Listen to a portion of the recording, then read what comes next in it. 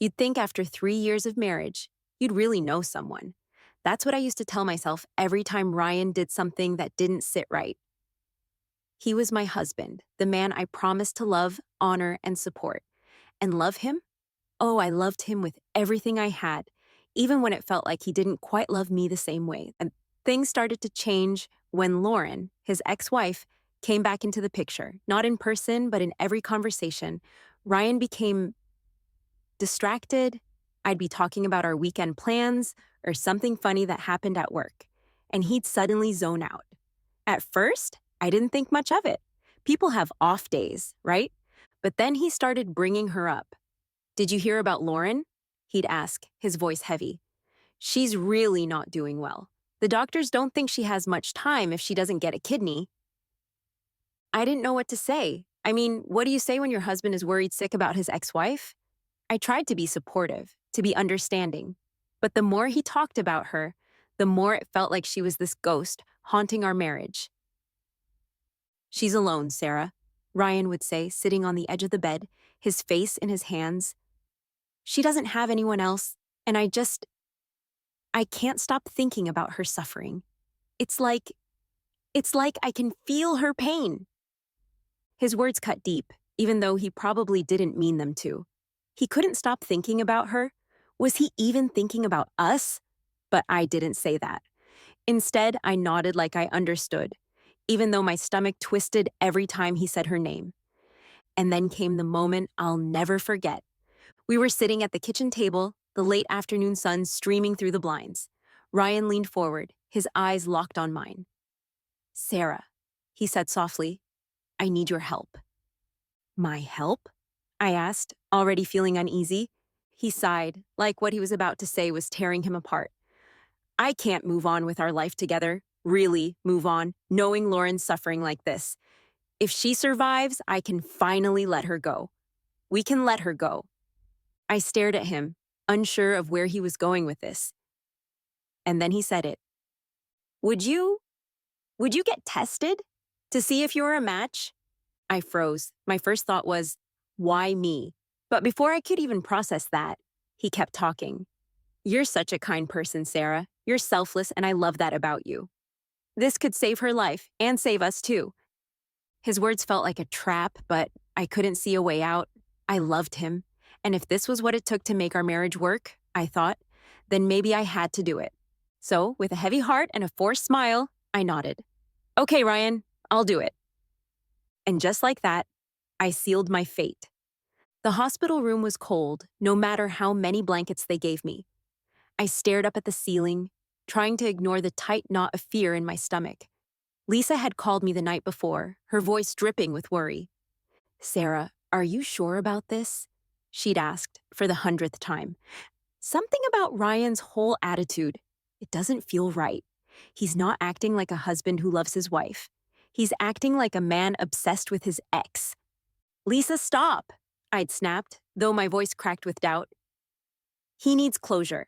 This is how we move forward. If I can save Lauren's life, he'll finally be able to focus on our life. Or he'll just focus on her, Lisa muttered before sighing. Look, I know you love him, but love isn't supposed to hurt like this. Those words had stuck with me, but I shoved them aside as the nurse wheeled me into the operating room.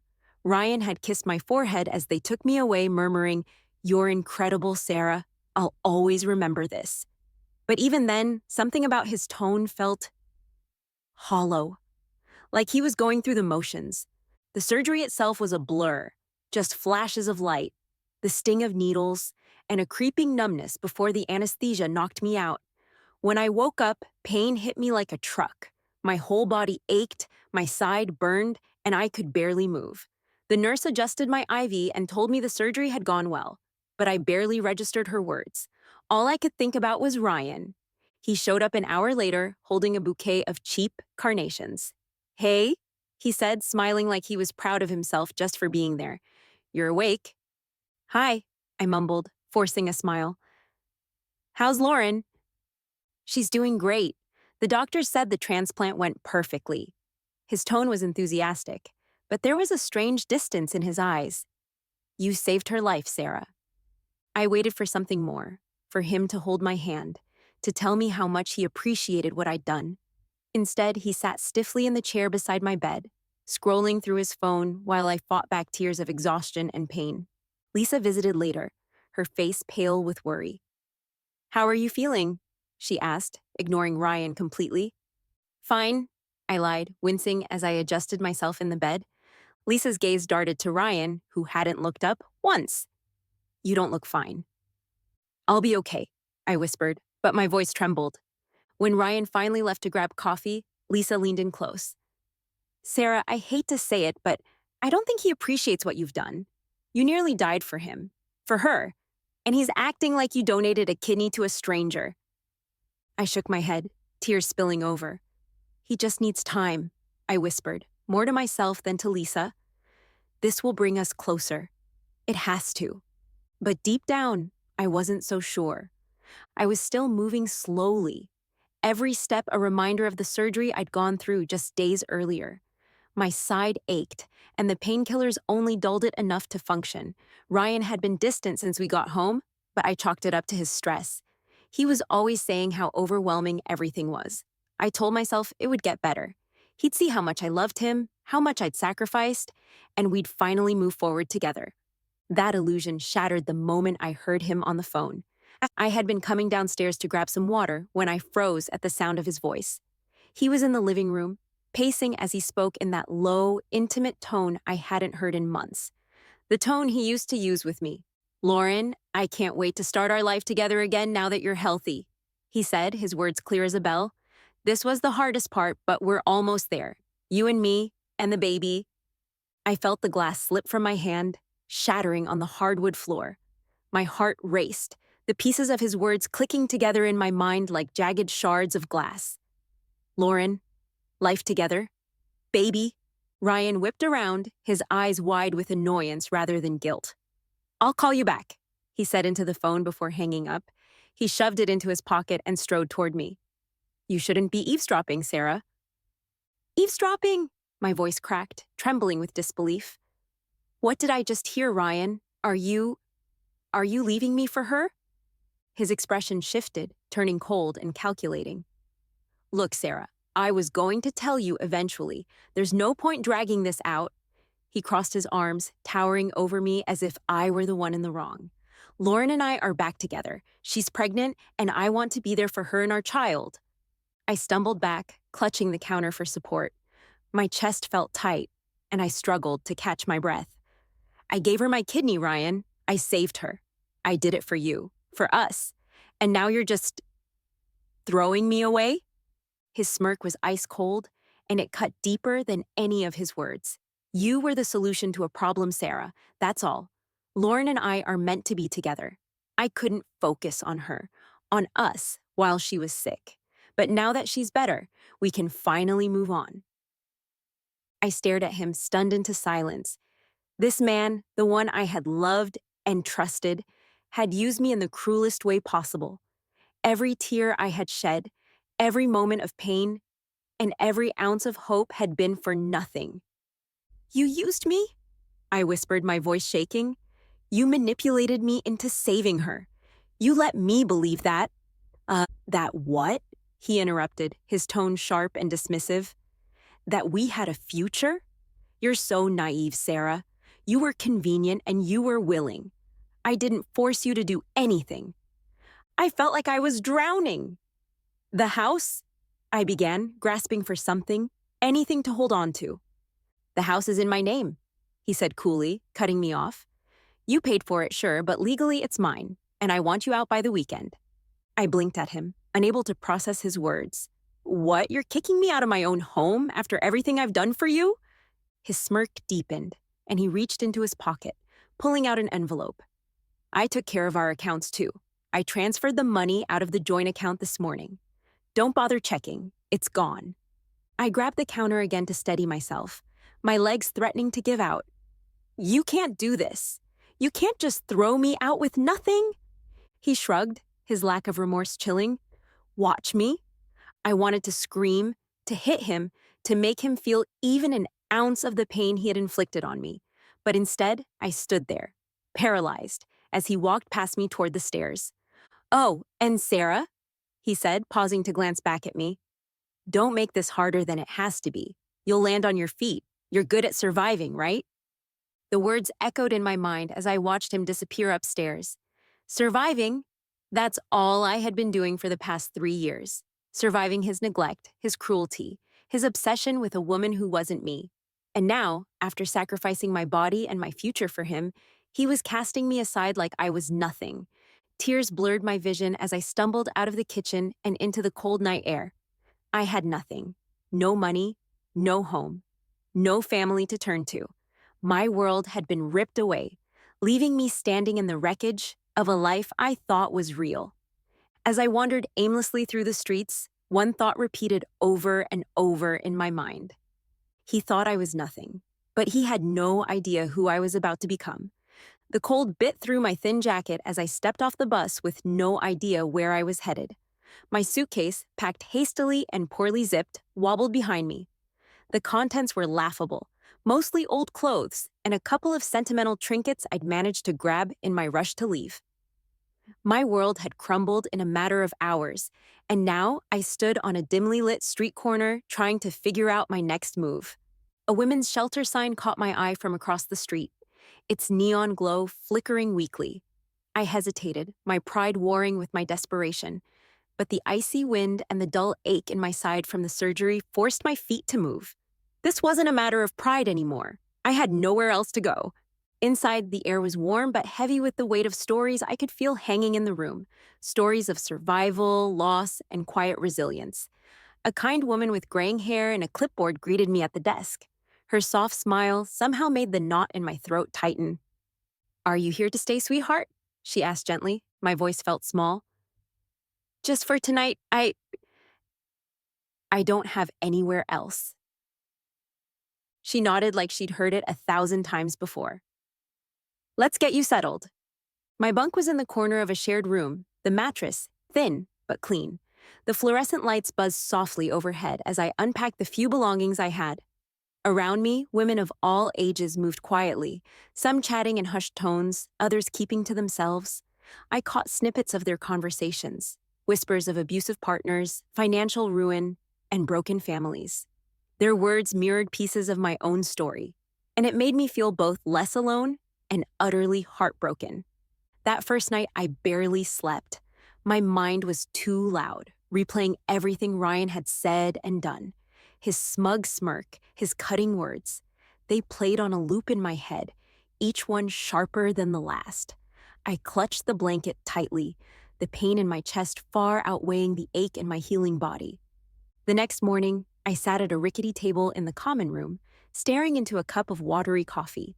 A woman named Maria, probably in her 40s, plopped down across from me with a plate of toast. "First time here?" she asked, breaking the silence. I nodded. "Yeah." She gave me a once-over, her eyes lingering on the faint bruises Ryan's grip had left on my wrist. "Bad husband?" she guessed. I let out a bitter laugh. "Ex-husband. And yeah, bad doesn't even begin to cover it." Maria leaned back, crossing her arms.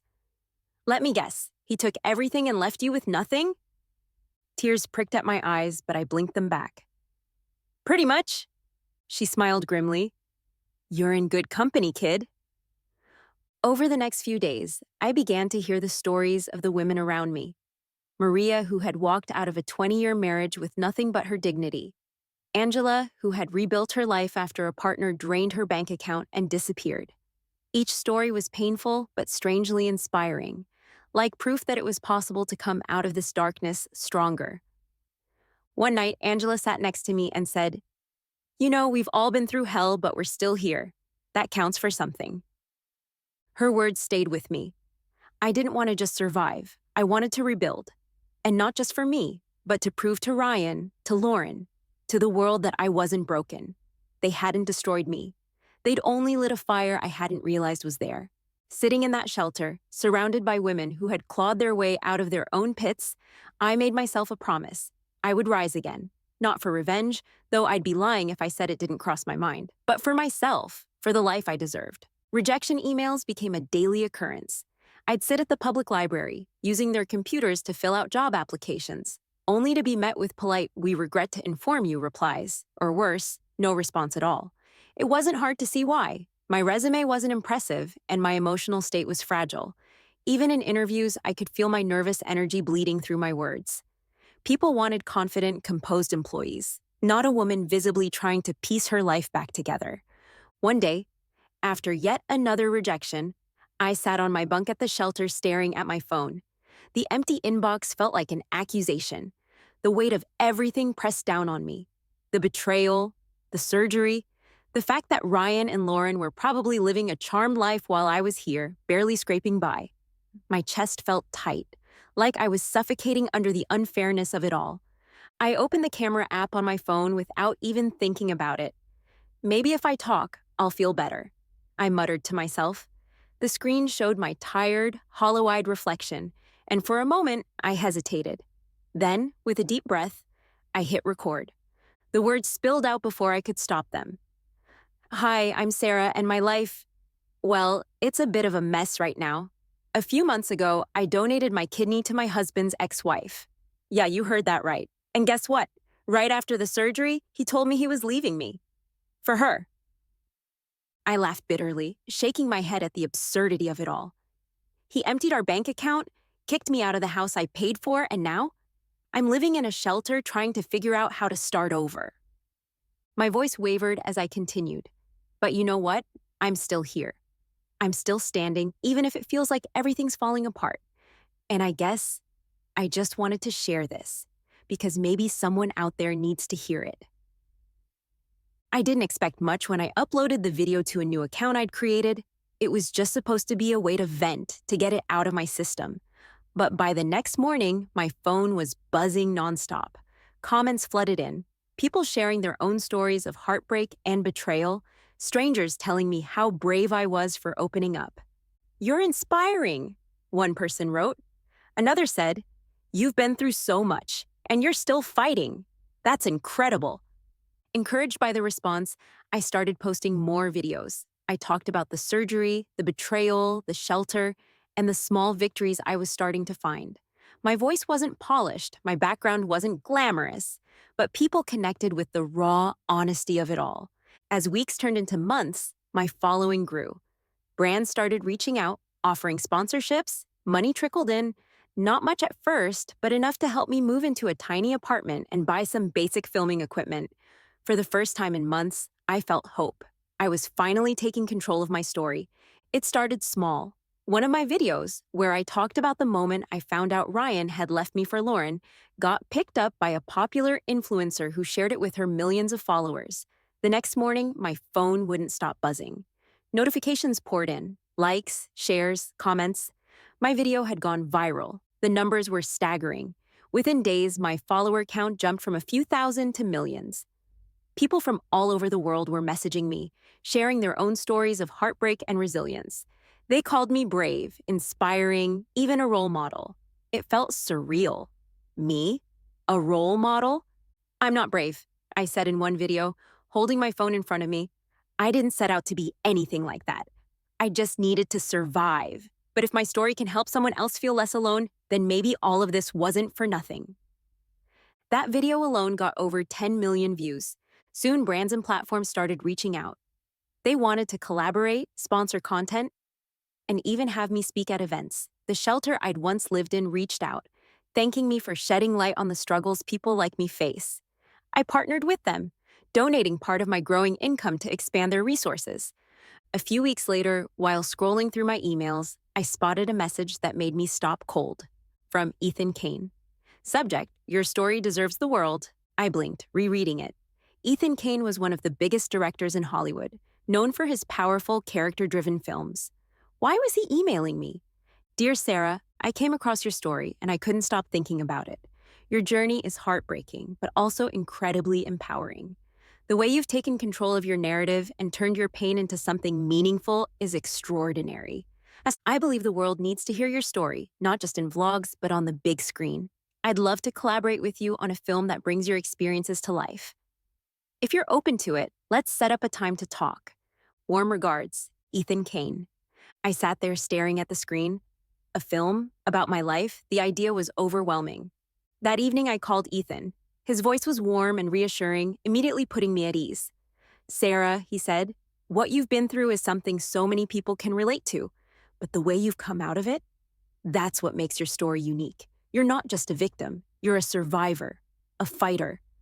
That's the story I want to tell. I hesitated, unsure if I was ready for such a massive leap. What if people don't believe me? What if they think I'm just trying to get back at Ryan? They will believe you, Ethan said firmly. And even if some don't, your truth will stand. Trust me on this. By the end of the call, I'd agreed to collaborate. Little did I know, this film would not only change my life forever, but also bring Ryan and Lauren's lies crashing down in ways I could never have imagined. I remember walking into that cafe for my first meeting with Ethan Kane, my palms sweaty and heart racing. I'd seen his movies before, the ones that made you cry and think at the same time, and I couldn't believe someone like him was interested in my story. The cafe was quiet and upscale, with soft jazz playing in the background. I spotted him immediately, tall, effortlessly stylish, with an air of confidence that didn't feel intimidating. Instead, it felt safe. He stood when he saw me, flashing a warm smile. Sarah, he said, extending a hand. It's so good to finally meet you in person. I shook his hand, trying to keep my cool. Thanks for this. I'm still not sure why you picked me. He chuckled and motioned for me to sit. Sarah, I didn't pick you. Your story picked me. I couldn't stop thinking about it. The rawness, the heartbreak, and most importantly, the strength you've shown in rebuilding your life. It's the kind of story people need to see. As we talked, I found myself opening up in ways I hadn't expected. Ethan had this way of listening that made you feel heard, like every word you said mattered. I told him about the humiliation, the betrayal, and the moments when I thought I'd never recover. And then I started the vlog, I said, fiddling with the edge of my sleeve. At first, it was just for me, a way to cope. But then people started watching, and suddenly, it wasn't just my story anymore. It was theirs, too. Ethan nodded, his eyes serious. That's exactly why this film is important. It's not just about what happened to you, Sarah. It's about resilience, about finding power in the face of unimaginable pain. You've already inspired millions. This is just taking it to the next level. By the time our drinks arrived, the nerves I'd felt walking in had faded. Ethan wasn't just a brilliant director. He was kind, insightful, and genuinely invested in telling my story the right way. I don't want this to be a revenge tale, I said hesitantly. It's not about getting back at Ryan and Lauren. I mean, okay, maybe a little, I added with a small laugh. But it's more about showing people that they can survive no matter what. Ethan grinned. Exactly. We'll tell it your way. Honest, raw, and real. And if a little justice happens along the way, well, that's just a bonus. Before we left, Ethan surprised me with an offer. I want you to be part of this process, Sarah, not just as the person whose story we're telling, but as someone who learns the ropes of this industry. I'll mentor you, if you're interested, teach you how to use your voice, not just on social media, but in filmmaking too. I stared at him speechless. You'd do that? For me? For someone who's already inspired millions? Absolutely. As I walked out of that cafe, I felt something I hadn't felt in years: hope. This wasn't just a new chapter, it was a whole new book. Sitting across from Ethan in his sleek office felt surreal. The polished mahogany desk, the awards lining the shelves, and the city skyline through the massive windows. It was like a world I'd only seen in movies. Yet, here I was, working on a script about my life. My life. It was overwhelming and empowering all at once. Ethan handed me a cup of coffee and sat beside me, a stack of notes in his hand. All right, Sarah, he said with a smile. Ready to dive in? I nodded, still a little nervous. I guess so. But Ethan, are we really doing this, exposing everything? What if... He raised a hand gently, cutting me off. This is your story. Every detail we include will be because you choose to. But you deserve to be heard, Sarah. It's time people see the truth. We started with the basics, laying out the timeline of events. From the manipulation that led to my kidney donation to the shocking betrayal that followed, every moment was revisited. At first, it felt like ripping open old wounds, but Ethan guided me through it with patience and care. You know, I said after hours of brainstorming, it's not just about Ryan and Lauren. It's about the years I spent thinking I wasn't enough, thinking I deserved how they treated me. I want the movie to show that part too. The struggle to find my own worth. Ethan nodded, his expression serious. We will. People need to see that healing isn't instant. It's messy and hard, but it's possible. And you're living proof. As word of the project spread, the buzz grew louder. Ethan's name alone carried weight in Hollywood, but it was the story itself that captured attention. Social media exploded with excitement when the announcement dropped. A Heart of Stone, based on a true story of betrayal, resilience, and justice. I watched in awe as the world started talking about me, about what happened to me. This is crazy, I told Ethan during one of our late night writing sessions. I've spent so long feeling invisible, and now, this? He smiled, leaning back in his chair. You're not invisible anymore, Sarah. You're a force. And once this movie hits, the world's going to see just how strong you are. With every draft of the script, I felt myself transforming. The timid woman who let Ryan's cruelty define her was gone. In her place was someone unafraid to confront the past, to own her story and her truth. For the first time, I felt like I was in control, not just of the narrative, but of my life. Ethan noticed the change too. You're not the same person I met months ago, he said one evening. You're confident now. It suits you. I smiled, feeling a flicker of pride. Thanks to you. No, he said, shaking his head. Thanks to you. I just gave you the tools. You did the rest. As the film moved closer to production, so did I move closer to reclaiming my life. This wasn't just a movie deal, it was my redemption. Sitting at my small but cozy apartment, I stared at the pile of documents the private investigator, Max, had just handed me. My hands trembled slightly as I turned the pages, each one exposing more of Ryan's twisted reality.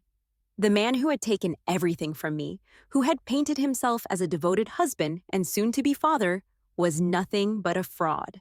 Max leaned back in his chair, watching me carefully. I've seen a lot of scumbags in my line of work, he said, his tone calm but firm. But your ex? He's in a league of his own.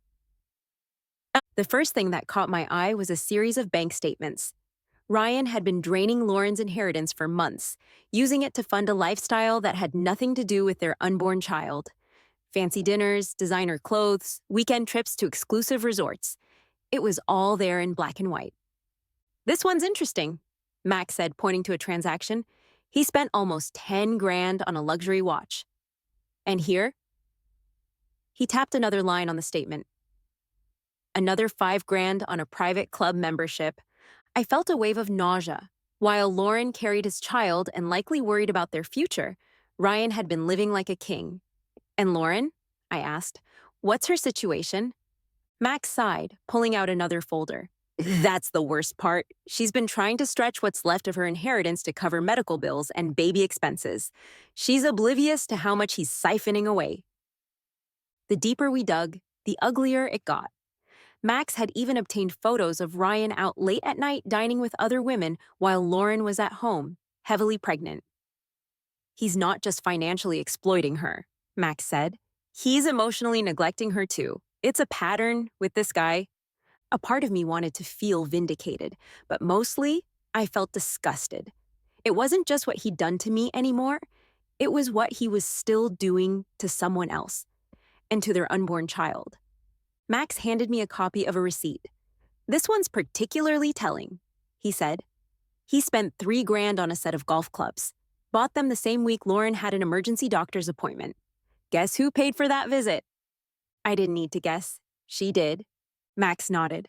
While he was out on the golf course. I gritted my teeth, anger simmering beneath the surface.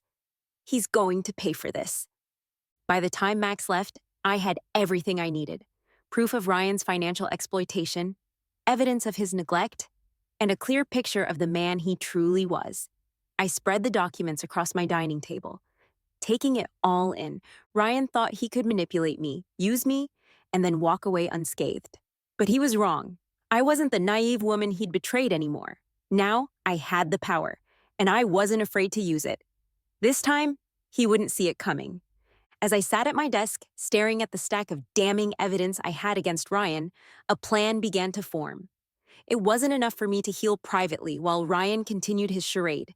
He had stolen my trust, my money, and my dignity. Now I would take something from him, his reputation. With Ethan's support and Max's meticulous documentation, I started releasing the information piece by piece. It began subtly. A few well-placed anonymous tips to small media outlets about Ryan's financial exploitation of Lauren's inheritance. They published short articles, barely scratching the surface, but it was enough to pique the interest of larger publications. I reached out to influential bloggers and social media figures who specialized in exposing fraud and injustice.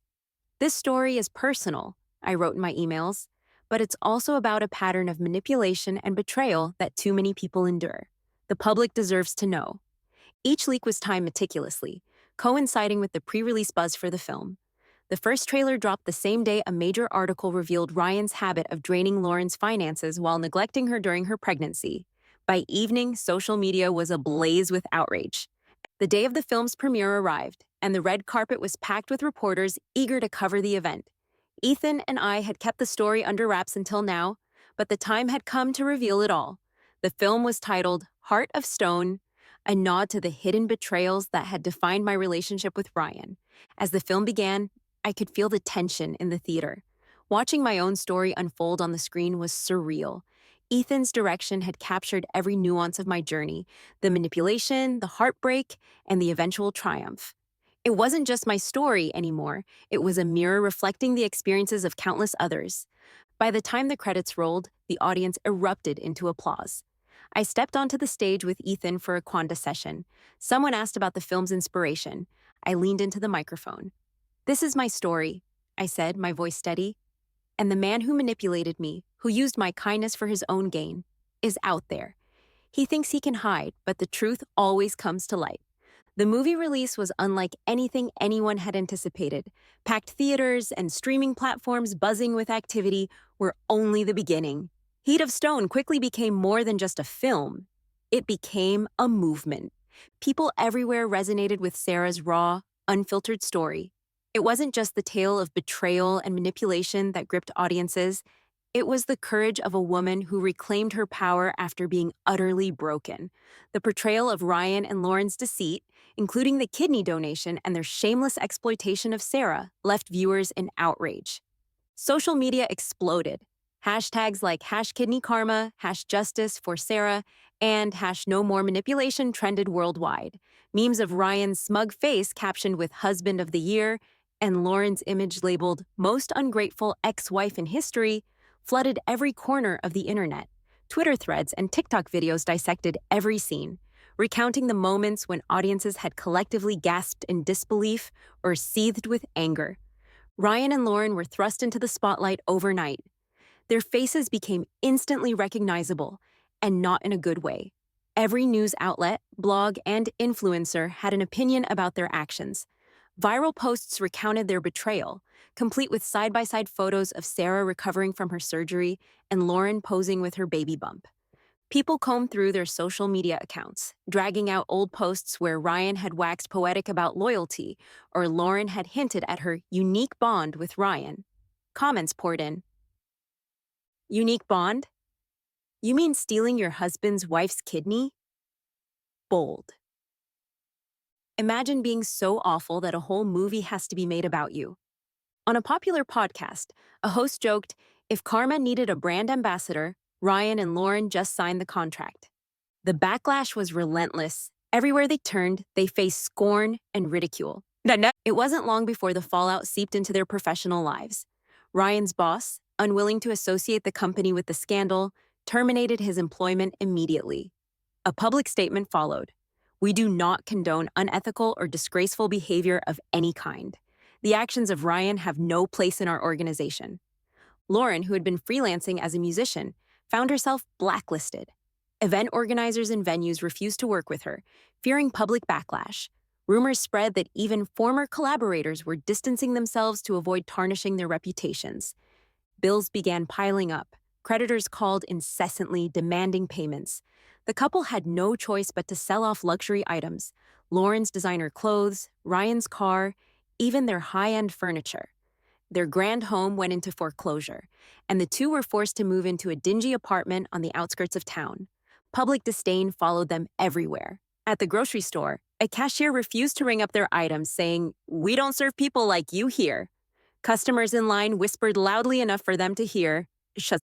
That's the woman who took her husband's new wife's kidney. Disgusting. Who needs soap operas when you've got these two? Lauren tried to post a long rant online, attempting to explain her side of the story. "Everyone is so quick to judge without knowing the full picture," she wrote. "Yes, mistakes were made, but I'm only human." The attempt backfired spectacularly. Comments flooded in, attacking her for refusing to take accountability. "Mistakes? You mean taking a kidney and a husband from the same woman? You're not human, you're just selfish." As the backlash mounted, Ryan and Lauren's once smug partnership began to crack. They argued incessantly, each blaming the other for their downfall. Ryan accused Lauren of forcing him into this mess by getting pregnant. "You ruined everything," he spat during one fight. Lauren fired back, "Oh, so I held a gun to your head and made you cheat? Made you lie? You've been a manipulator since day one." Their fights grew louder, meaner. The baby, now a few months old, cried in the background, ignored as they hurled insults at each other. The unity they once flaunted in public had disintegrated into bitter chaos. When the eviction notice came, Lauren broke down completely. The landlord had grown tired of late rent payments and the growing notoriety of his tenants. "I can't have you two bringing this kind of attention to my property," he said, escorting them out. Now living in a cramped apartment filled with secondhand furniture, Ryan and Lauren struggled to keep their heads above water. Ryan reached out to old friends and former coworkers, hoping for a lifeline, but every door was slammed in his face. "No one wants to help a guy who conned his wife into giving a kidney," one former colleague said coldly. Lauren, too, faced rejection. Venues and employers refused to even consider her for work. Bills went unpaid, food became scarce, and the baby's cries grew louder as their despair deepened. While Ryan and Lauren's lives crumbled, mine soared.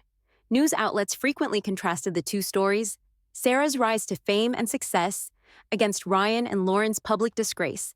Viewers admired my resilience and applauded my ability to turn pain into power. I, however, remained detached. When reporters asked for a comment on Ryan and Lauren's dire circumstances, my response was calm and measured. "I hope they find the strength to face what they've done." I no longer felt anger or bitterness. Instead, there was a quiet satisfaction in knowing that justice had been served, not by vengeance, but by truth.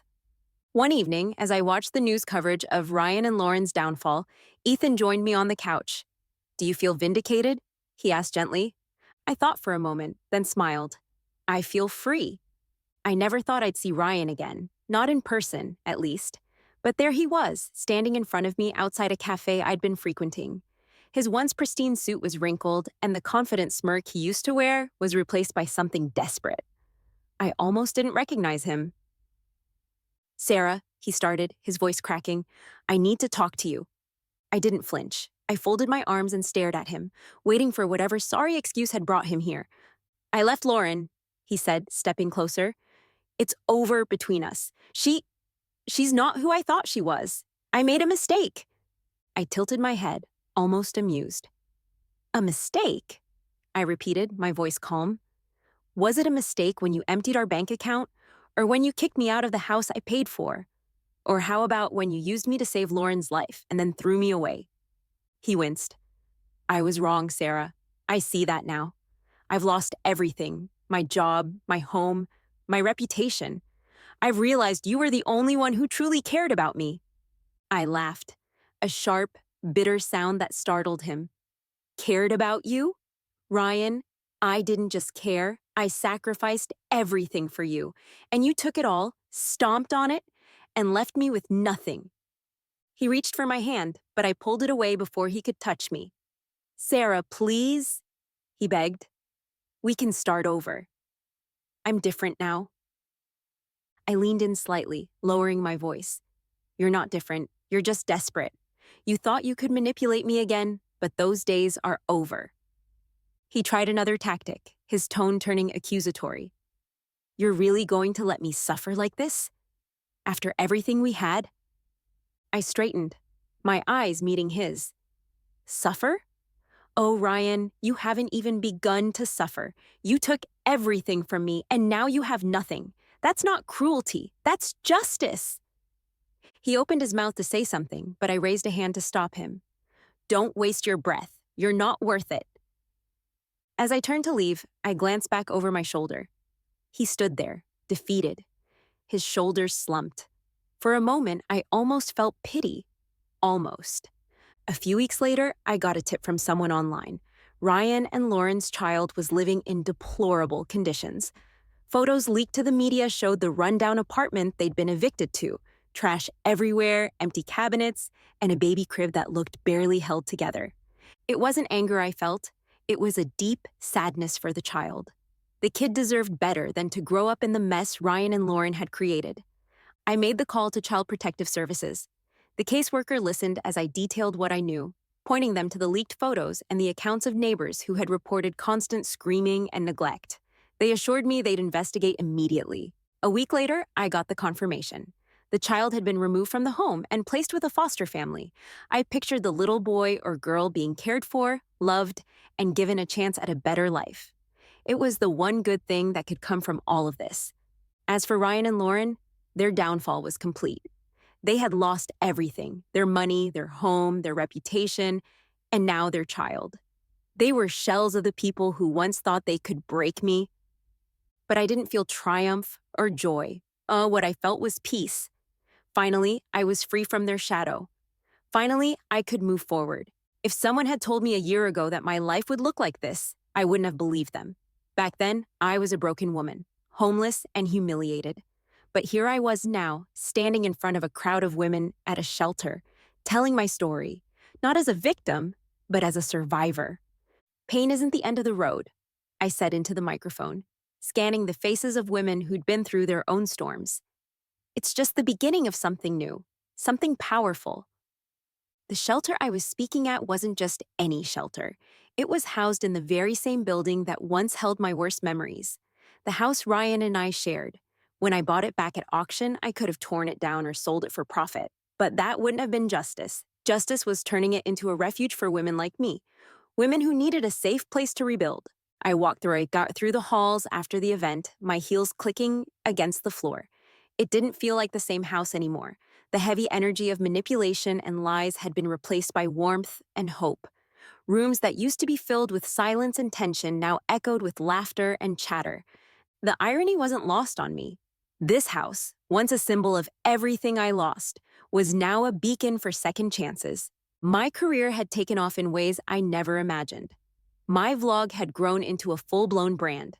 Companies were reaching out for collaborations, but I chose to work only with organizations that aligned with my values. I was no longer just a storyteller. I was an advocate, a voice for those who felt unheard. The financial success allowed me to do more than just tell stories. I funded new shelters, supported programs for abuse survivors, and created scholarships for women rebuilding their lives. My inbox was flooded daily with messages of gratitude from people who'd been inspired by my journey. But the most satisfying moment came when I walked into my old bank one day. The manager, who once refused to intervene when Ryan drained our joint account, stood frozen as I approached the counter. "I'd like to open a new account," I said, a polite smile on my face, "and this time I'll be the sole account holder." The symbolism wasn't lost on either of us. Ethan and I had grown closer than I ever thought possible. He wasn't just my partner in business. He was my partner in life. His calm confidence and unwavering belief in me were the antidote to the wounds Ryan had left behind. We spent our days collaborating on projects that mattered, films, campaigns, and initiatives that brought real change. But it was the quiet moments that I cherished most. The evenings we spent cooking together, laughing over inside jokes, or simply sitting side by side, lost in thought. One evening, as we stood on a balcony overlooking the city, the sky painted in hues of gold and pink, Ethan wrapped an arm around my shoulders. "You've come so far, Sarah," he said softly. "I'm proud of you." I turned to him smiling. It wasn't easy. but I had to go through it to get here. He nodded, his gaze steady. And here is just the beginning. As the sun dipped below the horizon, I let out a breath I didn't know I'd been holding. The past was still there, but it no longer had power over me. I wasn't defined by the betrayal, the pain, or the losses. I was defined by what I'd built from the ashes. They tried to destroy me, I said, my voice steady, but all they did was make me stronger. Now, I'm unbreakable. Ethan smiled, pulling me closer. Together we stood in silence, watching the last rays of sunlight fade into the night. The future was wide open, and for the first time in years, it was entirely mine.